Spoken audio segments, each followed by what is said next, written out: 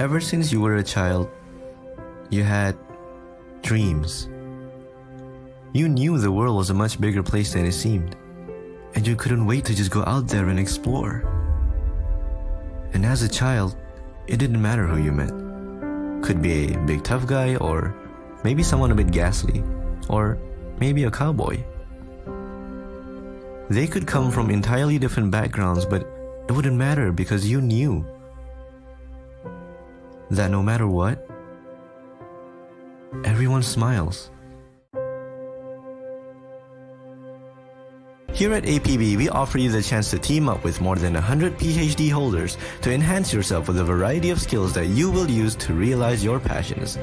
Our courses cater to a myriad of fields: journalism, marketing, corporate communications, linguistics, literature, instructional design, international relations. We are ready to help.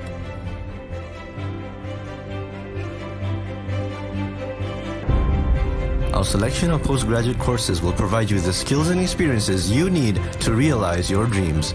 We are not here to force you down one path, but to help you reach yours.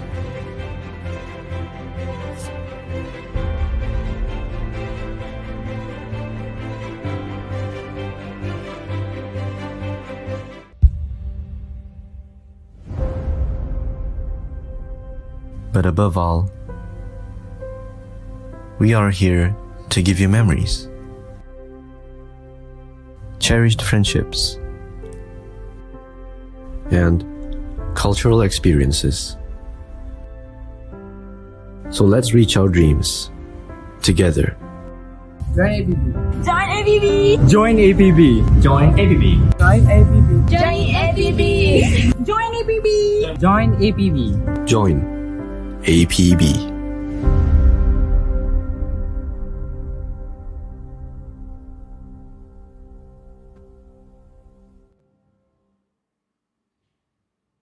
Assalamualaikum and good morning.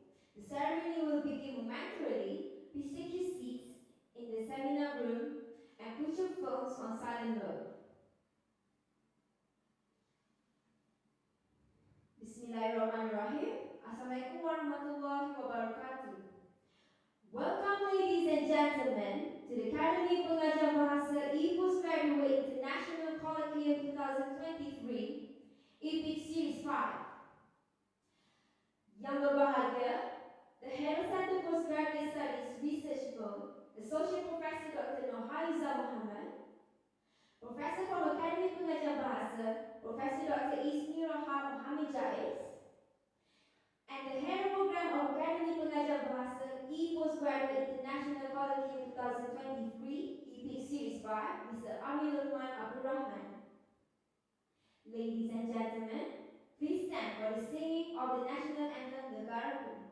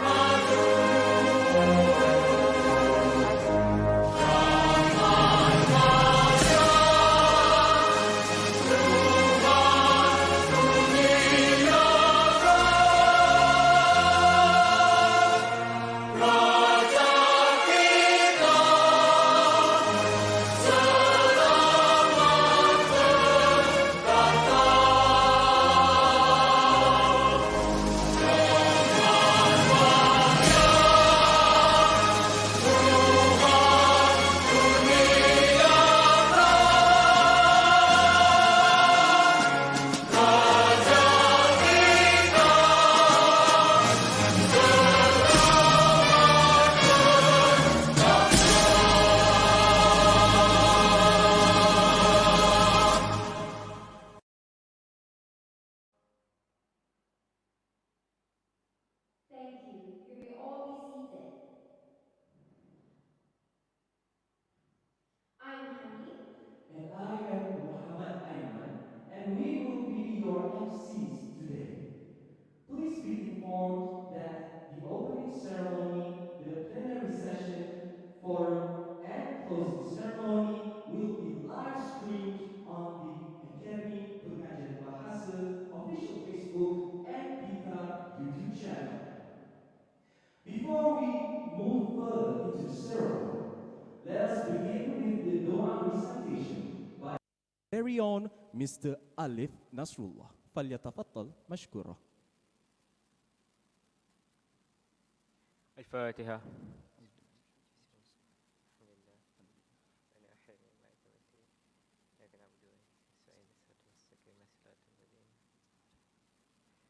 وقال ربكم ادعوني أستجب لكم. نعوذ بالله من الشيطان الرجيم. بسم الله الرحمن الرحيم.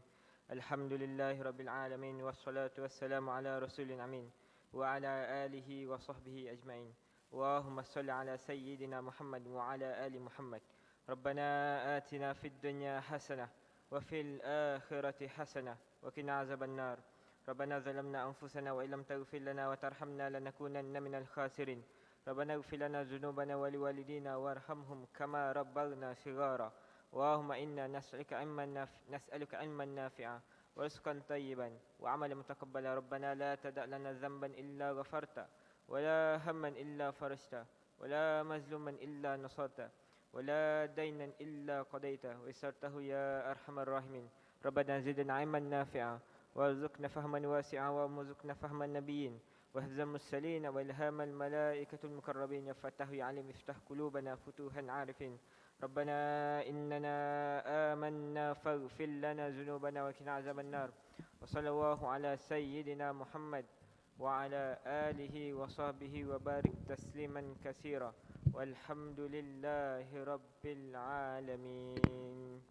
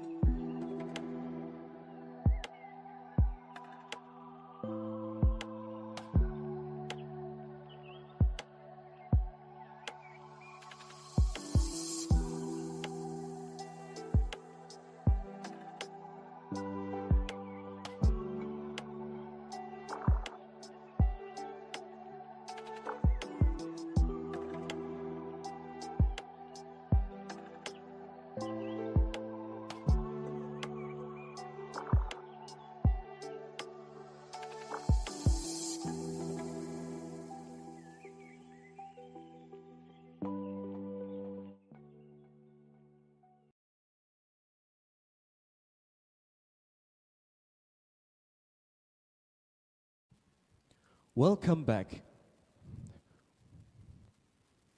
We would like to apologize for the technical difficulties. Ladies and gentlemen, praise be to Allah subhanahu wa ta'ala. The previous epic series were a success. And now we are back once again with Epic Series 5 involving presenters from Malaysia, China, and Indonesia.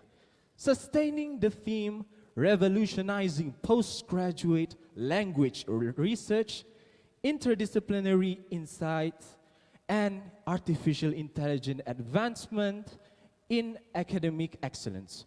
We aim to continue providing a platform for the postgraduates to share their research ideas and progress to a wider audience, expanding their networking locally and globally, as well as getting an opportunity for academic publication.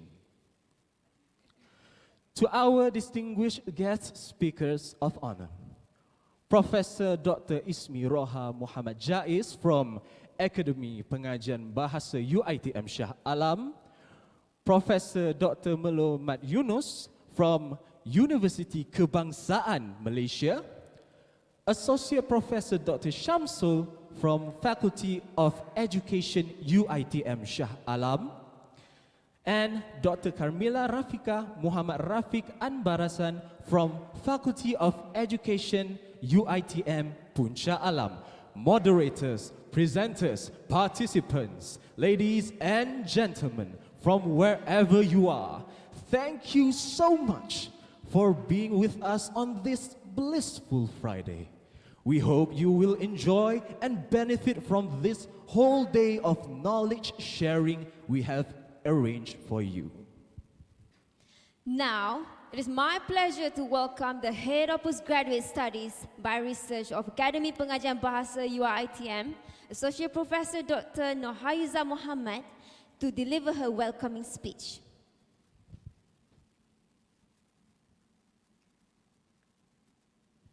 Bismillahirrahmanirrahim. Assalamualaikum warahmatullahi ta'ala wabarakatuh.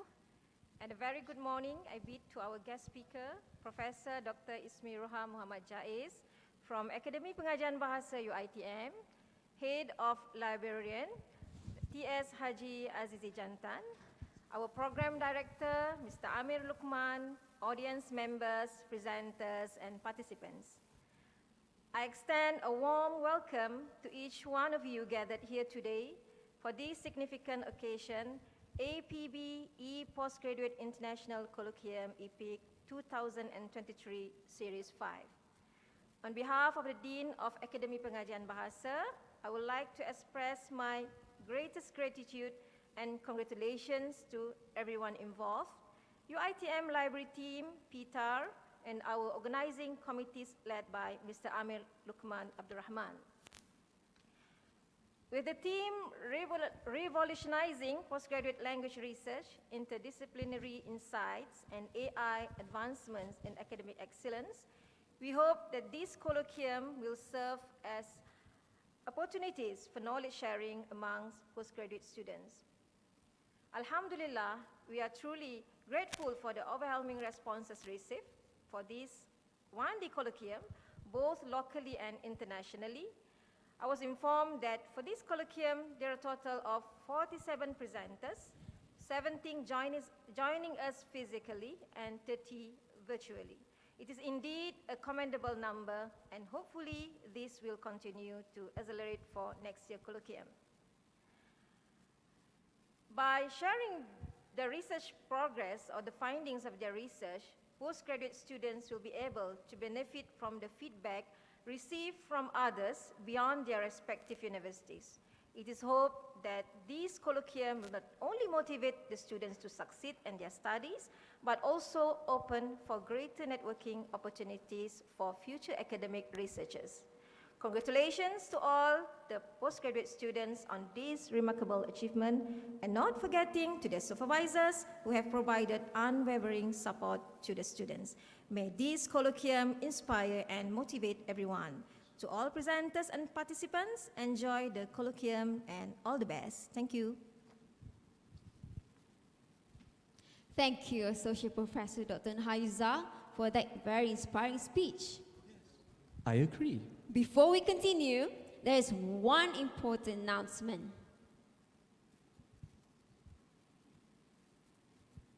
As mentioned earlier, it is one of our aims to provide a wider avenue for academic sharing, one of which is through an opportunity to publish.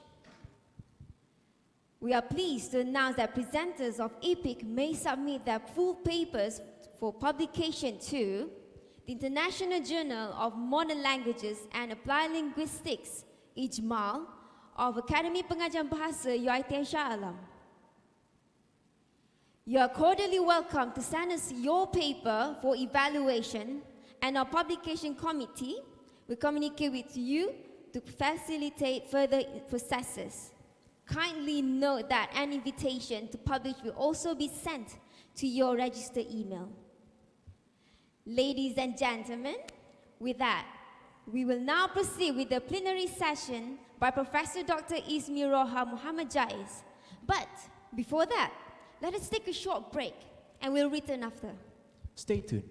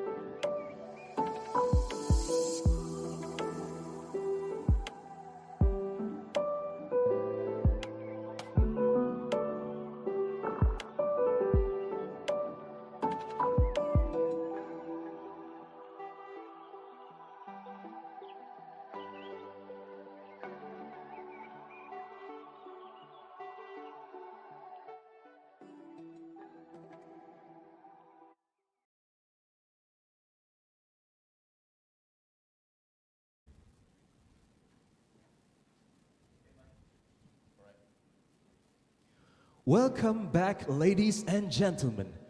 We shall begin the plenary session with our honorable guest speaker, Professor Dr. Ismi Roha Muhammad Jaiz from Akademi Pengajian Bahasa UiTM Shah Alam. Over to you, Prof. Thank you very much to the MCs for this morning and to all participants of EPIC Series 5, the Apb Postgraduate Program. Bismillahirrahmanirrahim. Assalamualaikum warahmatullahi ta'ala barakatuh. And a very pleasant morning to everyone.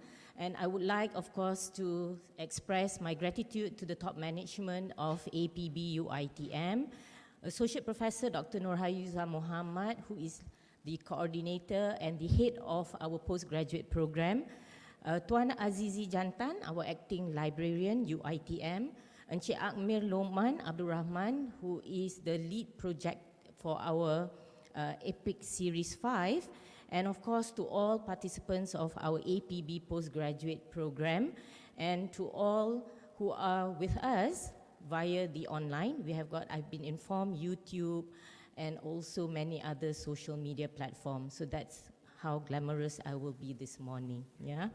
All right, and of course, to all participants coming from our very home country, Malaysia, yeah? And we have a very dedicated private university who's working very closely with APB, SEGI University. and we have participants from Indonesia as well as China. Right, so this is a title that has been put upon me, for this morning to share with all the postgraduate students of language studies, and the title is Unleashing the Potential of Language Research and Emerging Trends. Now I'm going to start, of course, with a very broad perspective of what language research is all about, and even before we begin talking about language research, it is very important that we look into 4 very key areas, and of course to all postgraduate students, many of us before we actually reach here, we were also once like you, and we have actually gone through the whole journey of trying to pick up titles along the way in terms of putting up the right focus and the right titles for our research work, and especially for us to be conferred in terms of our masters as well as our PhD, So basically, this morning, allow me to share these 4 key areas in terms of the presentation flow. I'll talk about segmenting language, that's the first one, and then a little bit on the evolution of language, looking into the perspective and the chronological aspect of how language has evolved, And then the third one is the revolution of language, to see how dynamic things have been in terms of our communication as well as in terms of how these have actually impacted our language proficiency, our language competence, and also the areas that we're doing in terms of our language research, And finally, of course, I would like all postgraduate students to also think about the research ecosystem for language, Because in order for us to do language, of course, there's a lot of other elements and domains that need to be taken into consideration. And that is what we put in terms of our talk today, in terms of understanding what we mean by the ecosystem of language, Okay, this is always the most challenging journey, to start with where do we begin, all right? When we talk about language, we talk about languages, we talk about research ideas, this is where the struggle begins for a lot of our postgraduate students, In fact, for us, when we write our research proposal, it is always the title that is the most challenging, because to, number one, identify what are the key areas, to identify what are the key focuses of our title and our research work, So because of that, my humble experience of looking into how we sail through the research journey is actually very important for us to start with looking at what we have in the global context, See what people around the world are doing on language research, and what are new things that are coming up that are very pertinent to the area of language, all right? Because we're talking and looking from the perspective of being a student in the Academy of Language Studies, UiTM, or whichever university that you belong to, So it's very, very critical that we understand, extremely important for us to realize the fact that we all belong in the language faculty. And because of that, we need to read up, we need to look and seek for information for what people around the globe are doing about language research, As we see on this particular slide, for example, we have got for the foreign languages, the PISA 2025 Foreign Language Assessment Framework, all right? And of course, this is not yet very popular in our country, in Malaysia, but if we look through a lot of OECD reports, ranging from the year 2012 right until to date, there has been a lot of debates that have been put up in terms of this PISA framework on language assessment, and language assessment is one of the critical domain or critical areas in language, And of course, in our very own country, which is very close to our heart, especially to members and communities of Academy of Language Studies, is of course the CIFA framework, And in Malaysia, this is now the framework or the reference that we use for all language academy, And this is a very interesting insight that we're looking into as we now try to align a lot of what we have in our local context to put into the CIFA framework. Yeah? So these two would already then take us to another very important aspect that is being done by UNESCO. And look at how all these big names, yeah, OECD, UNESCO, yeah, and these are all organizations that work very closely in terms of education, and language is not forgotten. All right, so this is how instrumental language research is for many of us and in a lot of areas in many sectors and also in diverse profession that we're talking about. Yeah, so many people of course say language is a vehicle, is a medium of instruction, it's just a tool. Yeah, and we always have this inferiority aspect of language, thinking that it's just a small component in any sector or in any profession. But fundamentally, language is the pertinent aspect that many has actually forgotten, yeah? So because of that, look at the UNESCO work that is on Atlas of the World's Languages in Danger, all right? And of course, in the aspect of language, we have got language maintenance, language death, which is part of our sociolinguistics. And you will realize that not many researchers are now doing on languages that are endangered and languages that will be extinct probably in 5 to 10 years from now, yeah? So we're facing a very serious matter of extinction, not just on animal species, but also on languages, yeah, which we have around the globe. And if we see this, in 2010, it was published by UNESCO to look at how language has become a very focal aspect in part of their education framework in terms of language research, yeah? Now, if we look at the element of just taking one, that is language vitality, under the UNESCO framework, a lot of aspects have given us language people, yeah, or language experts, room and opportunities for us to do research, yeah, in which it looks in terms of intergenerational language transmission. We see it now happening to us in a day-to-day aspect where we have our WhatsApp communication, we have our SMS communication, we have words and lines that we communicate through our social media platform. We can even detect quite easily, even without doing research yet, fundamentally, when we looked at how different generations use language, it gives us that translation that things have changed. Yeah, so just looking at this particular small component of what UNESCO has done through that work of Atlas of the World's Languages in Danger, we realize that just one component that is language vitality, but there are many sub-themes that actually fall under it. And this is what we mean by exploring the potential of language research, yeah? So we have also looked into some aspect of community members' attitudes towards their own language, yeah? For example, in Malaysia, we now have many youngsters who of course would like to speak English in many different accents. American accent, the Queen's English, yeah? Sometimes they ask themselves, do I want to sound like Mr. Bean or do I want to sound like Britney Spears, yeah? So we have a choice in Malaysia because we are so exposed to the variation of language in terms of English, yeah? So because of that, there is a very serious research degree that we can look into in terms of evaluating as well as measuring our community members' attitudes towards their very own language, that is Bahasa Melayu.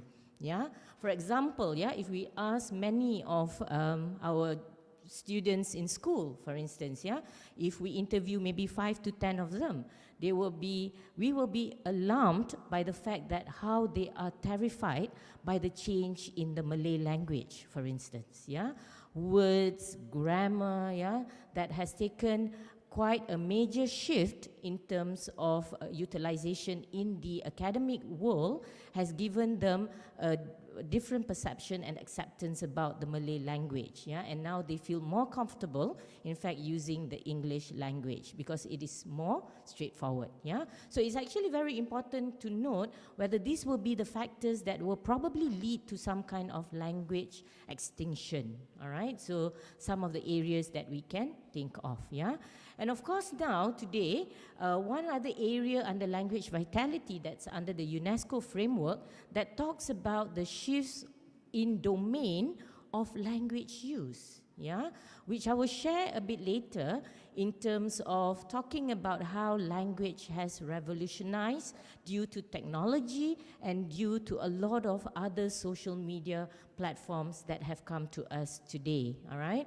So this particular slide, my dear students, ladies and gentlemen, we are looking at the prospects of what language research can encapsulate.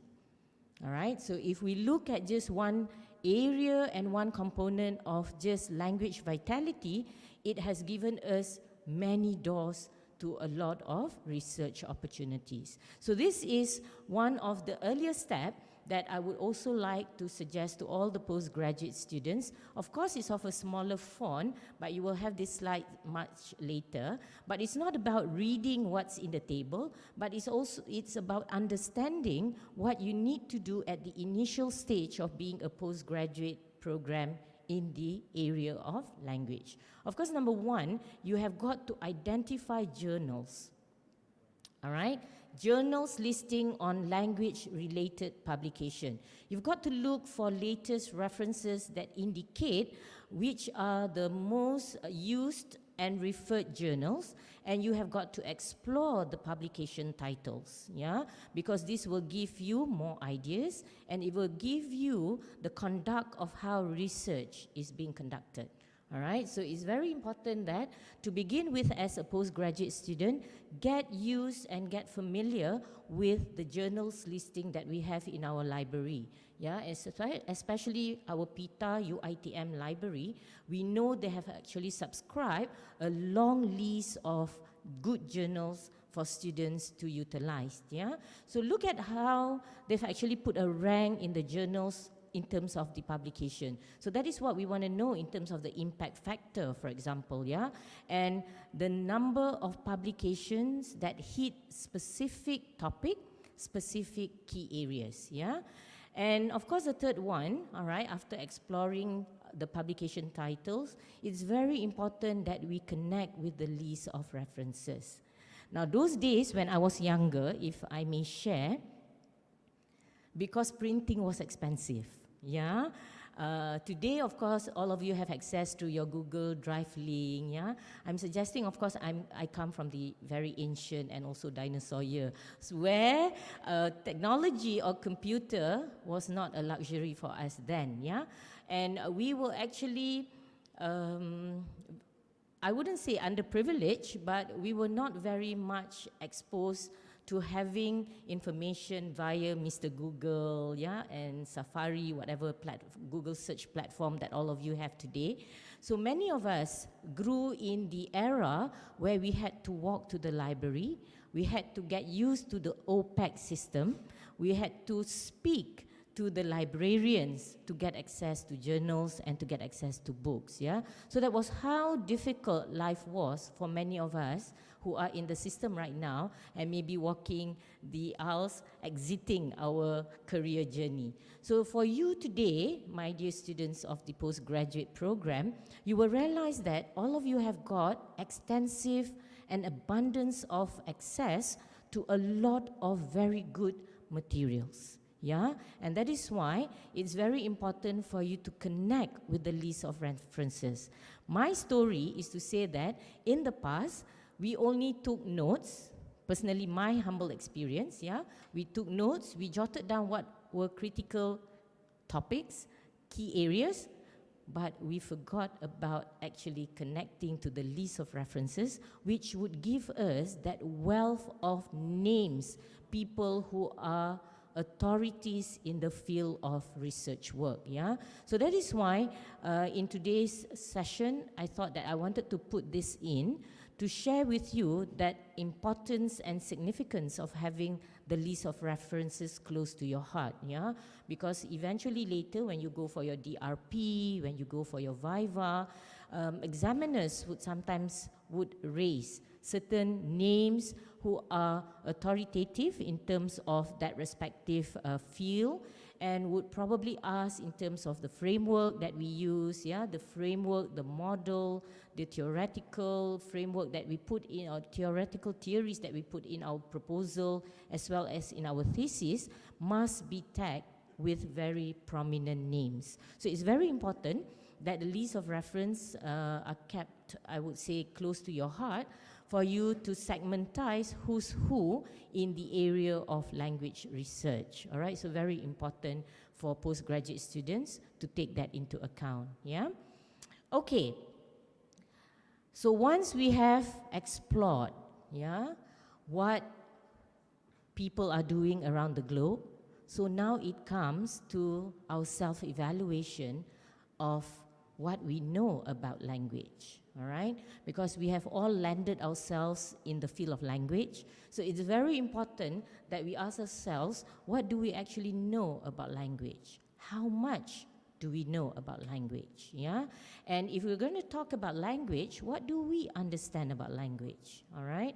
Even sometimes, yeah, jargons like accent, dialect, second language, first language, foreign language, do we as language people or language students really understand what all this entails, yeah? So it's very important for us to do a little bit of what we call self-reflection. You may want to sit down and have monologues with yourself, yeah? Talking and asking yourself, I ni student language, so apa yang I tahu about language? What do I know about language, all right? So this will be some of the aspects that we need to put into effort when we become postgraduate students. And of course, very critically, everyone, once you answer the two above, it's very important that you also look into what are the key areas about language that you are passionate about, all right? Because we are just human. We cannot be passionate about everything in the area of language. There would be one very focal area that we would like to explore, we would like to go detail, in-depth into it, because it may have some significant relationship with us. Probably experience when we were in universities, yeah? Like we had very good lecturers who taught us in the LG 240 program, for instance, yeah? So because of that, you may have developed that passion for sociolinguistics, for instance, yeah?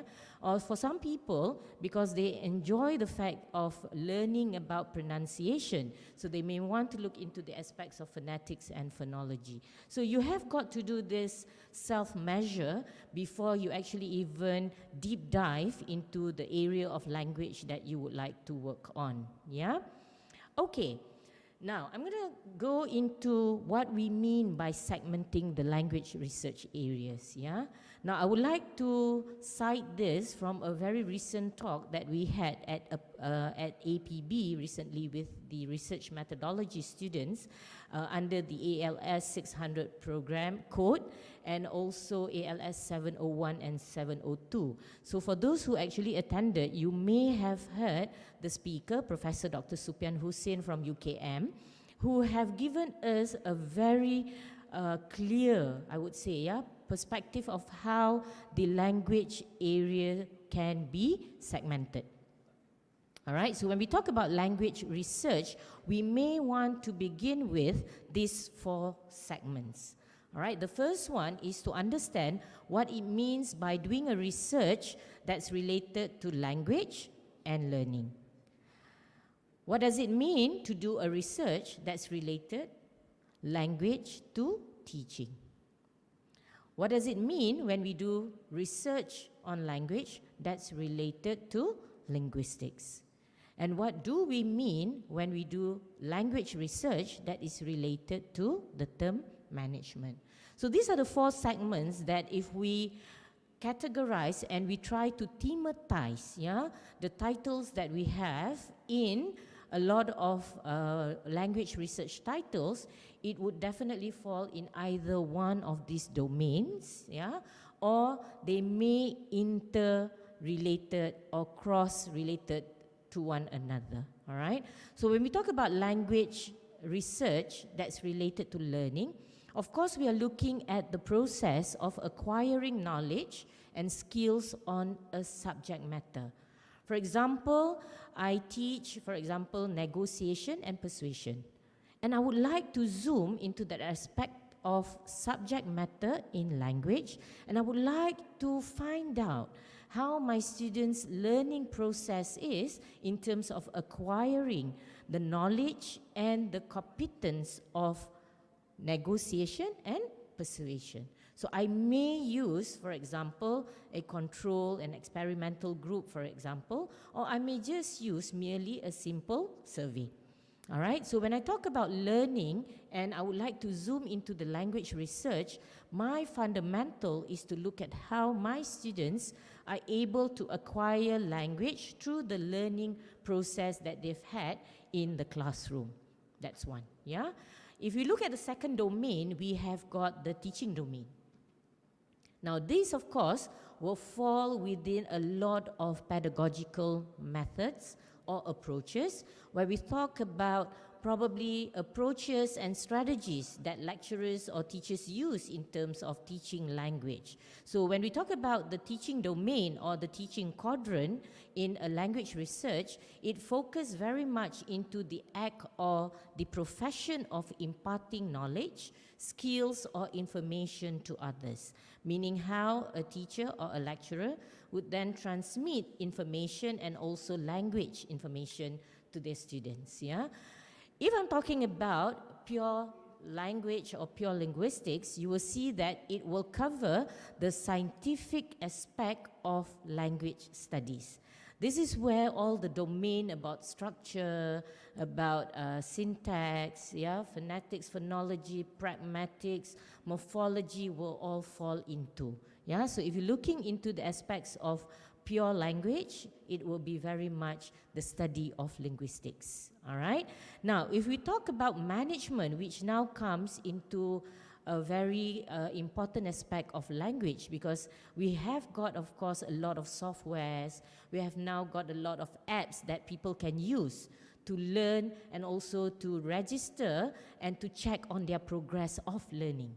So this is where, through the apps, there would be that management of information about the students or the learners' progress, or even the lecturers' performances in terms of conducting a particular test or a particular examination that's language related. So it's about the process of planning, of organizing, coordinating, and also controlling resources in order for us to achieve specific goals.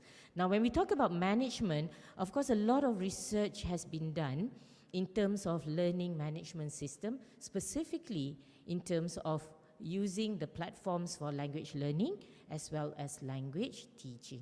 All right? So these four quadrants or four domains, to me, yeah, listening to what Prof. Supian relayed about 2 days ago, sufficient. Yeah, I would say these four domains are sufficient for us to start with if we are still in our search and in our struggle to look for a particular topic or title in our language research process, yeah? Okay, specifically, we go into every single domain, all right? But of course, I will not go into detail, all right? You will see that if we talk about just learning alone, this again is very much similar to the language vitality that we were talking about just now, on how it could generate more sub-themes. Similarly, this is what you should do as a postgraduate student, to use a lot of mind mapping concepts and also to use a lot of brainstorming or word association process to check whether the area that you're working on can fall into any of these four domains. Yeah, if we look at the learning domain, we can actually talk about assessment, we can talk about material resources, we can even talk about the learner's personality, we can talk about the environment itself, whether we are in an ESL or EFL environment, yeah? Now, if we're talking about teaching, on the other hand, all right, we can still highlight in terms of assessment and evaluation. We now move on to probably aspects like teachers' personality, efficacy, competency. We may also touch upon materials development, especially today when we have technology as our key tool and medium in our classroom. We may develop a lot of ODL related or ODL oriented materials for our students. All right, so these are some of the areas that will fall under the teaching domain. Now, when we talk about linguistics, as mentioned, very clearly, it touches upon all the linguistics subjects that we do, all right? So you have got to go way back to your bachelor's degree, and then your master's, for those who are doing your PhD, those who are doing masters, you can go back to what you did during your bachelor's degree to look into the aspects of what actually interests you most, all right? Because the study of linguistics, based on my very humble personal experience, it has to be something that you can connect yourself with, all right? It's not something that people decide and say, okay, Ismi, you have to do phonetics for this research. You can't, all right? For a PhD and a master's student or postgraduate students, you have got to make your own decision. And that is why the self-measure and the self-reflection processes are very important, so that you land yourself into the area that you are really interested in and you are keen in terms of doing research, all right? Okay, so when we talk about management domain, this is where it's getting very popular today. Research that's related to platforms, yeah, learning management system, areas like curriculum, syllabus design, yeah. We talk about training development on the professional growth of our language community, our language members in the faculty, for example, yeah. Maybe some will expand further to talk even about language policy, which is not very much popular in terms of research work, because we hardly hear about people talking about language policy. It's always national policy, economic policy, yeah? So when we talk about language policy, it's an area that is actually untapped, because not many would think that we have real strong policies about language. So this probably would be an area that all of you would like to look into, that can contribute further in terms of the discipline and could probably provide some insights and some key directions to the Ministry of Higher Education, or Ministry of Education for that matter, in terms of language curriculum in school as well as in universities, yeah? Right. So moving on, yeah, to the second topic, I would say, yeah, my second sub-theme on the evolution of language. Now, it's very important for us to understand how languages originated. So in any sociolinguistic domain or sociolinguistic subjects, or even being a student in the LG 240 program, or student in LG 750, 950, yeah, 701, 702 codes, the program codes change as we expand. You will realize that the evolution of language is very critical for all language students as well as language experts to take note of, yeah. We need to understand the origins of language, yeah. Like for example, for many of us, maybe, yeah, ever since I left university, I probably would have disregarded terms like pidgins and creoles, yeah. And some people, yeah, when they sit in, I remember in my master's class about 2-3 semesters ago, the term pidgins and creoles seemed so new to them, seemed very alien. All right, and this is what we need to understand in terms of the evolution of language. We're not just looking at language per se that we're using today, but it's very important and very critical that we look into the historical aspect of the language. Although you may not use this in your research work, but it's very important that we take note and understand how the origins of language take into perspective. Because of that, it will give you a better idea of what your language research is all about, all right? And then eventually, from the origins of language, this is where we have all the language families, all right? When we talk about English, we think that we only have American English and we have British English, all right? But in real context, many now have also developed terminologies like Manglish, Singlish, yeah? And of course, we have got Old English languages, all right? And that is why we have got a book. And I believe a lot of publishers have actually produced books entitled World of Englishes.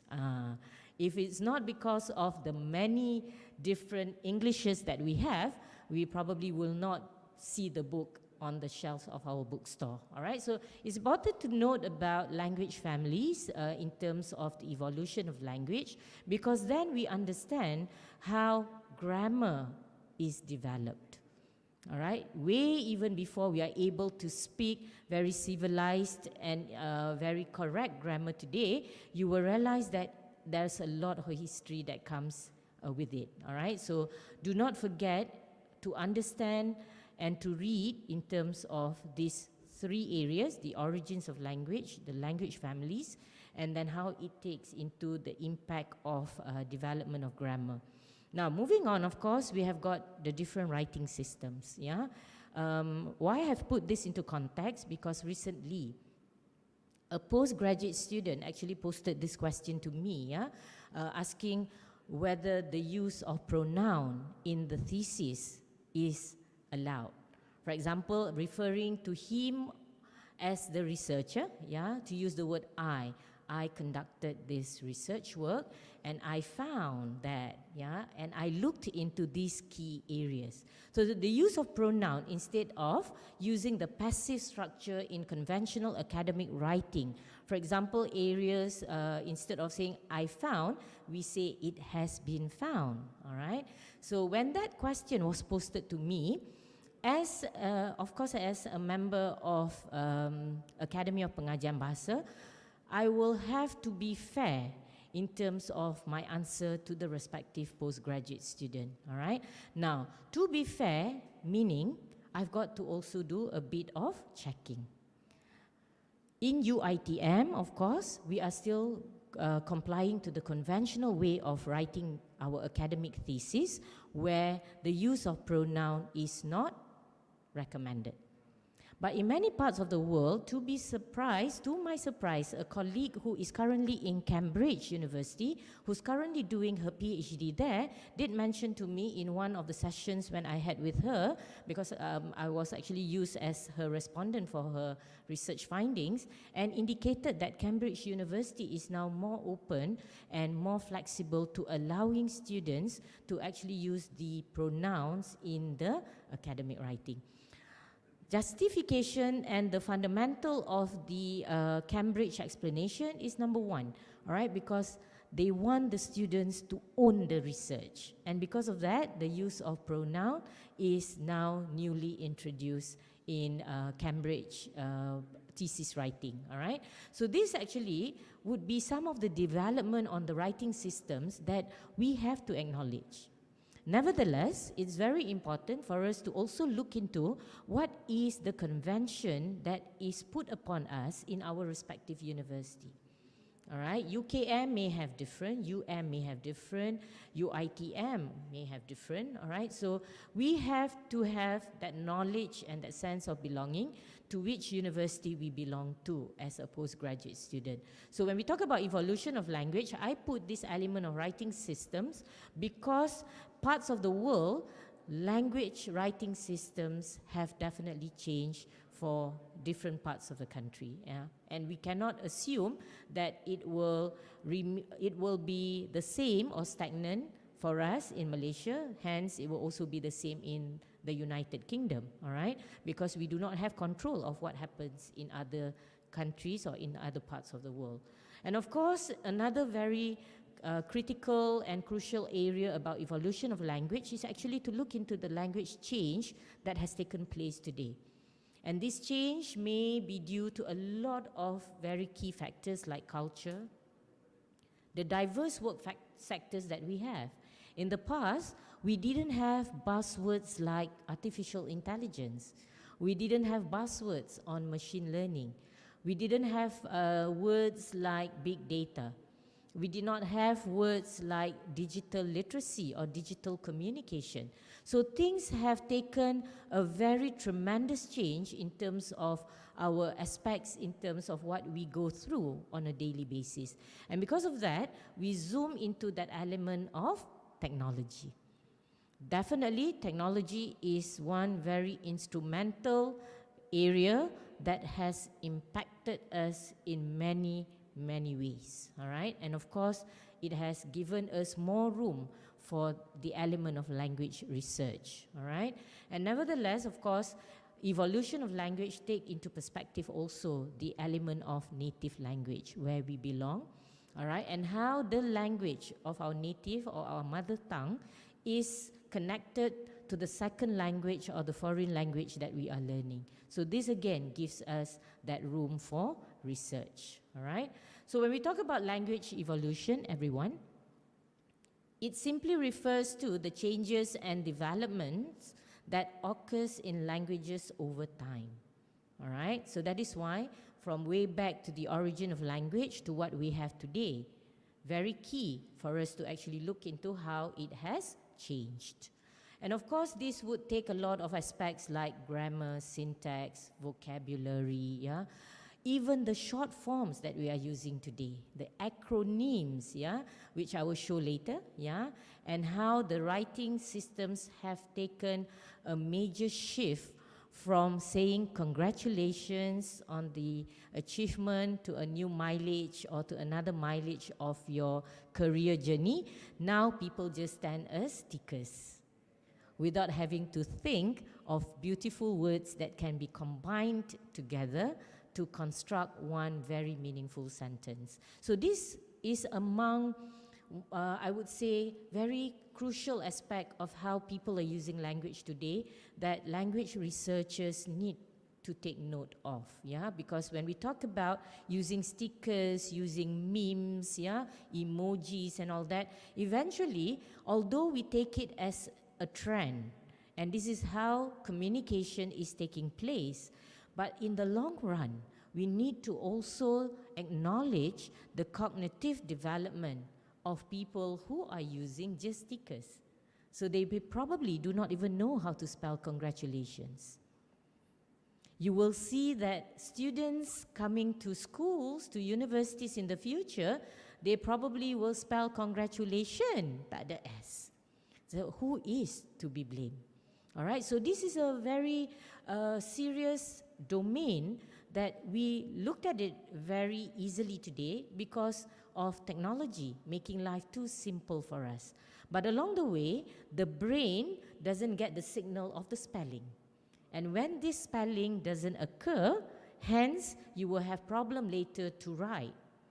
You will have later problem to even write a simple card, what more to write a thick thesis. So these are some of the things that we would like to draw our attention to, looking into how the study of language evolution can actually help us to understand better how languages have developed and how languages continue to change and adapt to new circumstances. So with that note, of course, I'm not going to say that I'm banning everybody to use stickers, emojis, or memes, yeah? But there has to also be a balance in terms of sending the right signal to the brain or to the cognitive development so that in the future we will not have a lot of errors in terms of spelling among our students. Yeah? Okay. Allow me to then move on to language revolution. Yeah? Now when we talk about language revolution, how is it different from the aspect of evolution that I just mentioned just now? Yeah? So when we talk about language revolution, it simply refers to a significant and transformative change in the way language is used, understood or conceptualized, all right?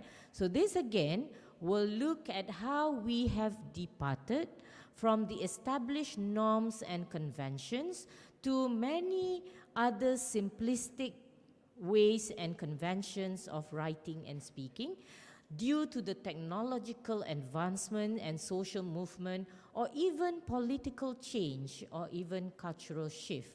So because of all these very major aspects and domain that has actually taken us away from what's the established norms and convention, this can also be another language potential area that you would like to work on. Yeah.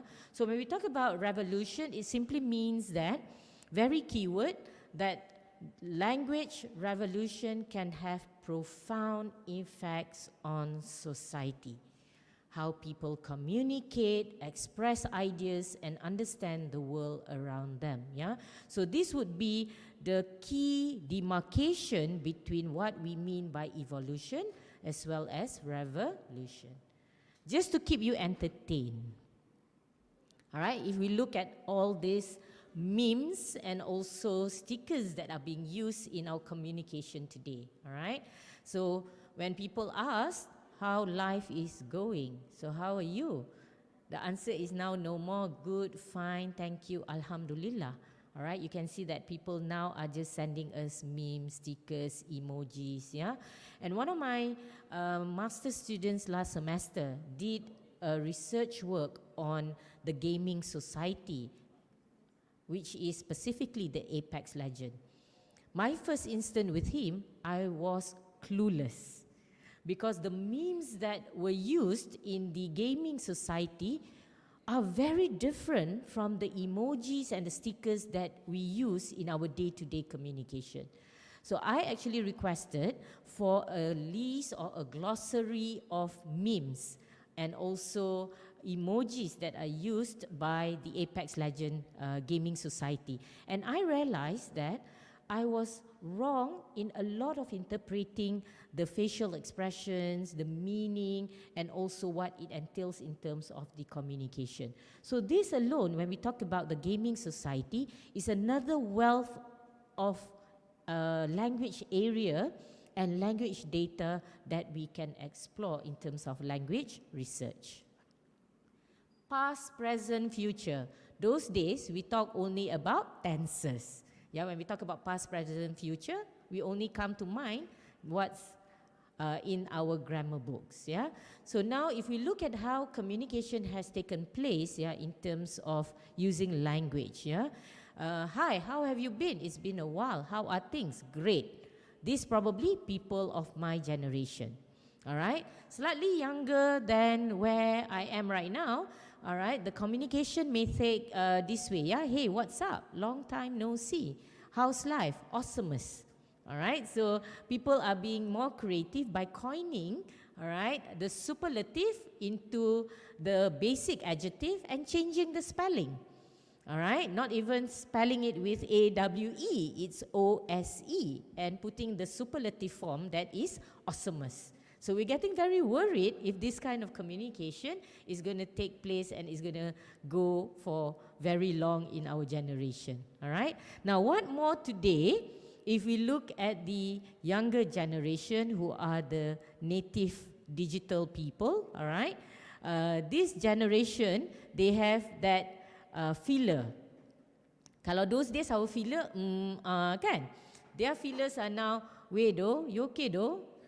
Alright, so we see do ni is already so well accepted in our day-to-day communication. Alright, and they cannot help but include that in every structure that they're going to put in, whether it is sentence structure or question form. Alright, okay, so examples of course, stickers and emojis that we have in our gadgets, yeah.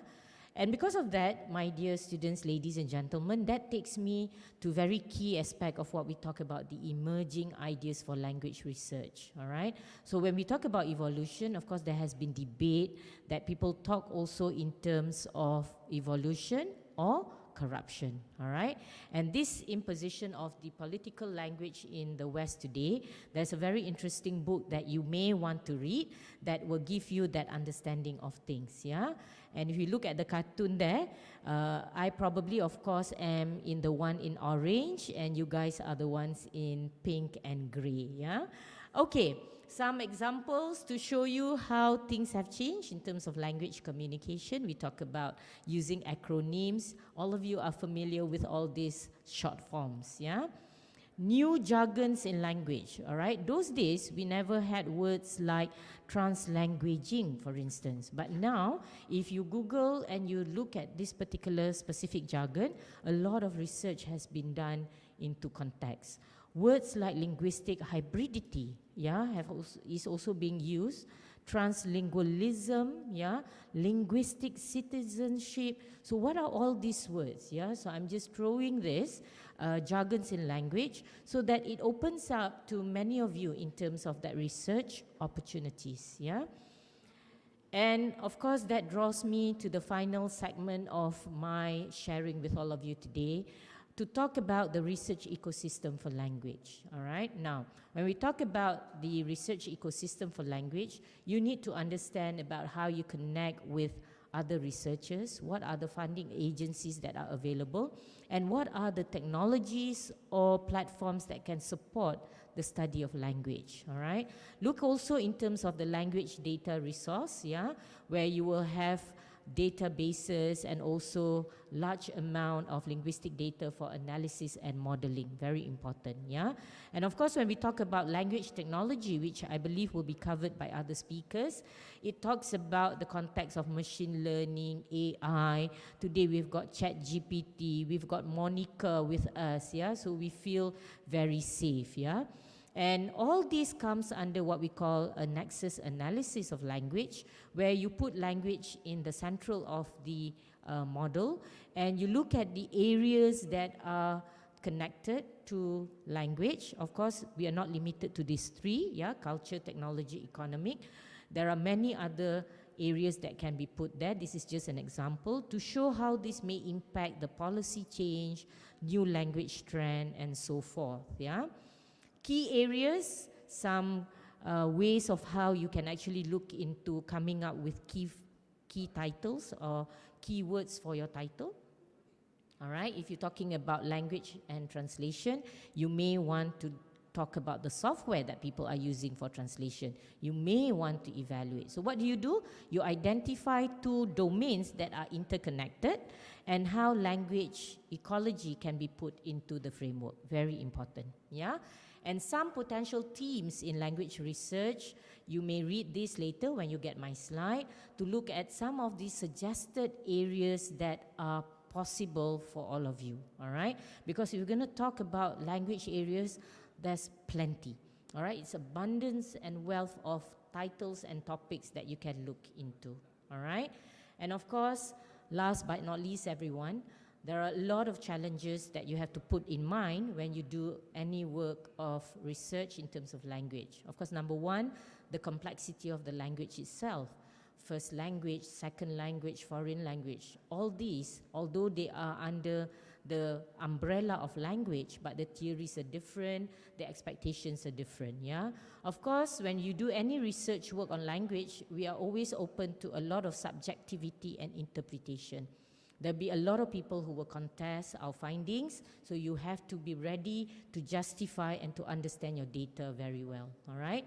And of course, contextual factors, yeah, also will be another domain that all of us have to think in terms of the challenge, and also how you're going to collect your data as well as how you do your analysis. Last but not least, think about the ethical considerations as well, all right? Researchers must navigate ethical considerations when studying language, all right? Because it's going to give a huge impact to our society. Although we always feel that a language area is not something that entice or attract people out there, but fundamentally, if people do not have language, it'll be very difficult for them to venture and to survive in all other professions, sectors, and so forth, yeah?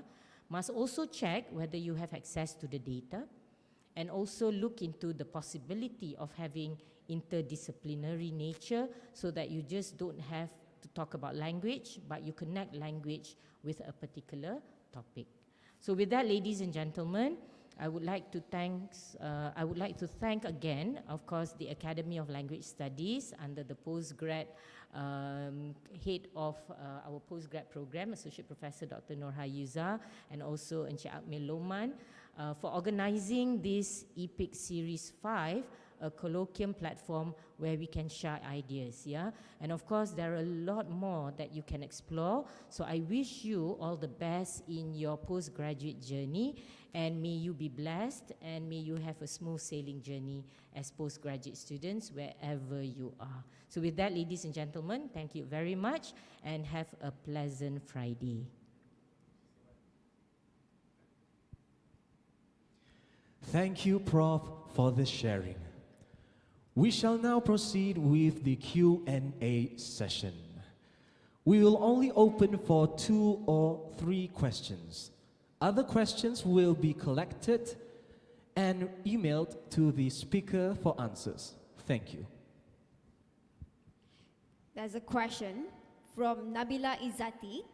Since we are now slowly open to using personal pronouns in academic writing, does it mean that we are going back to the past? Because I believe that past studies done in the 40s, 50s, and 60s were using personal pronouns. Are we developing or are we regressing? Very good question from Nabila, all right? As I mentioned just now, yeah? When we talk about language, all right, whether we are regressing or whether we are progressing, what we are currently using in our communication is also another good example. If we look in terms of how language evolves, yeah, we take in terms of Latin, for example. Remember, what were the characters that we recognize from the Latin language? It's a lot of images, yeah, a lot of images, patterns, yeah, as compared to probably now words.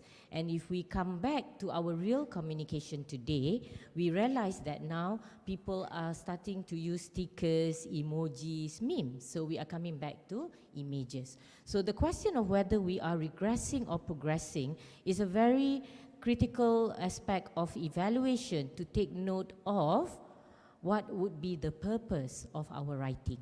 All right, because the purpose of writing an academic thesis, all right, does not warrant us or is not dictated by the fact that we have to use conventional writing, which is the academic approach, or use the pronoun I.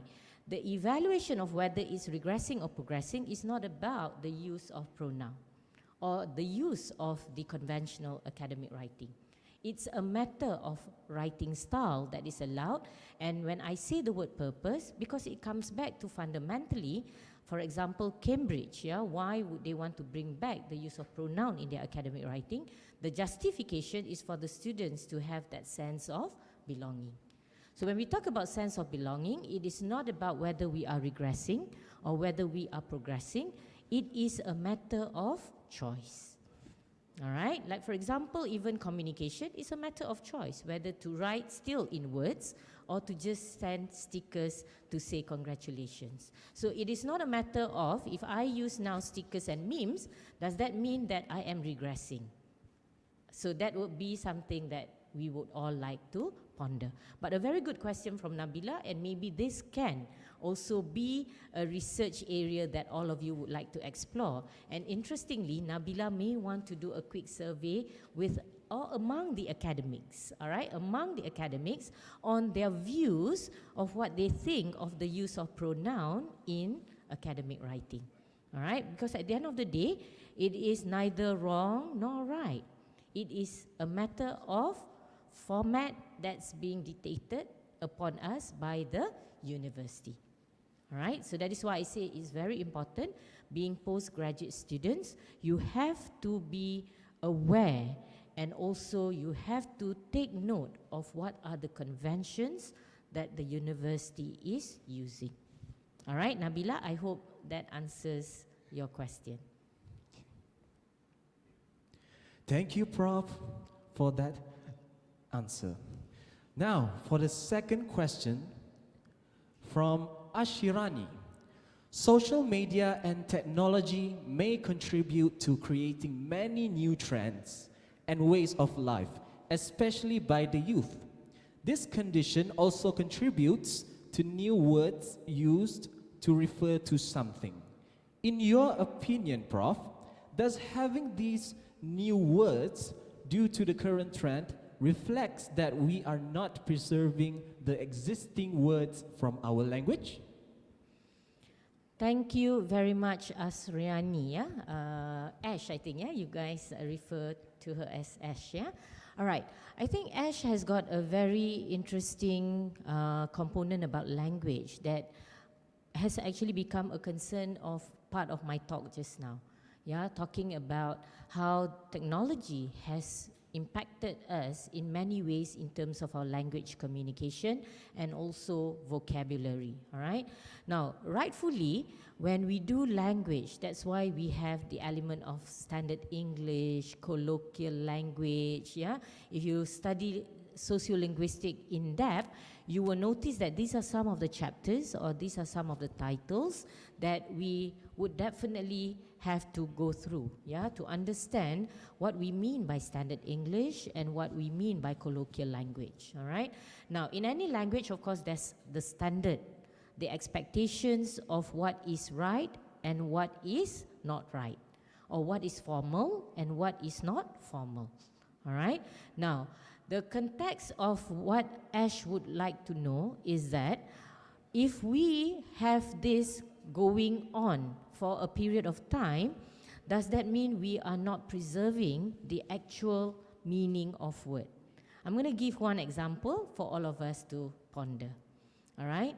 A very popular word that people are currently using on social media. All right? I'm also a TikTok lover, and I love TikTok videos because they're very short and it gives a lot of learning opportunities for me as well.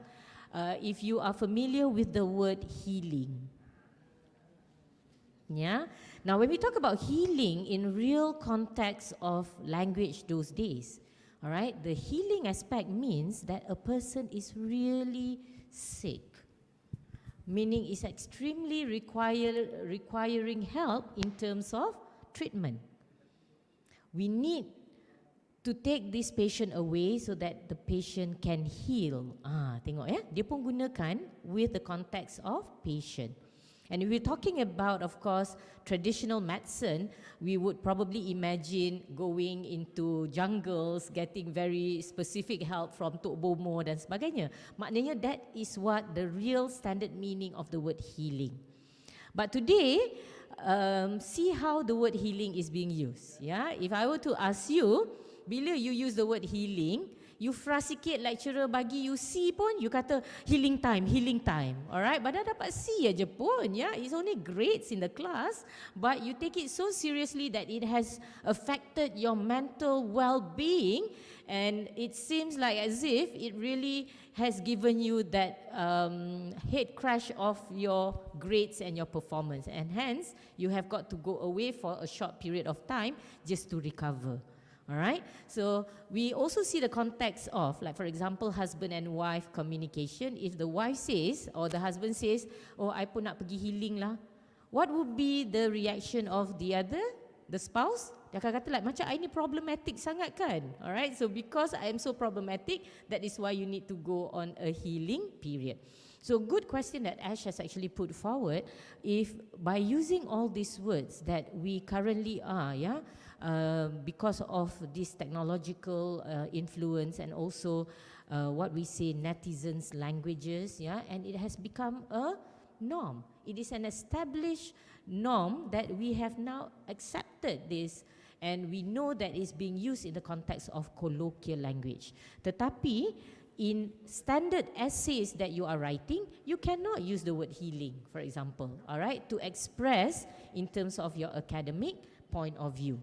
So of course, the point of whether we are preserving or we are not preserving, we have to first understand the language that is used in colloquial form and in standard form, formal mode and informal mode. Of course, there are parameters that we need to be wary of. Yeah, so Ash, I may not be able to say that hence because of the word healing, therefore I conclude that we are not perceiving language, because there's a lot more research that can be done to check on how much we have killed certain words in terms of their real meaning to compensate what we are using today in terms of our communication. So one area that Ash has brought forward is also a very interesting one that we may want to work on in terms of language preservation, looking into the standard as well as how people are using the words colloquially in their communication today. Yeah, so hopefully that helps. Ash, over to you. Thank you very much, Professor Dr. Ismi, for that insightful session. I'm sure all of our audience have benefited tremendously from your sharing. Yep. All right, now, before we proceed, I'd like to remind participants to scan the QR code displayed on the screen. On behalf of the organizing committee, I'd like to convey our utmost commitment to ensure the smooth running of all sheltered sessions. Being a hybrid event, nonetheless, technical glitches can happen, right? Right. Please do not hesitate to contact our technical team should there be any problem throughout. From now until 12:30 p.m., we shall commence with the parallel sessions. So, ladies and gentlemen, please kindly refer to our program book for the presentation schedules and proceed to the respective rooms for our face-to-face presenters. For participants who are presenting online, the link to your presentation platform is also available in the program book. Before we proceed with our parallel sessions, I would like to remind you that our forum session will be held at 3:30 p.m. I repeat, 3:30 p.m.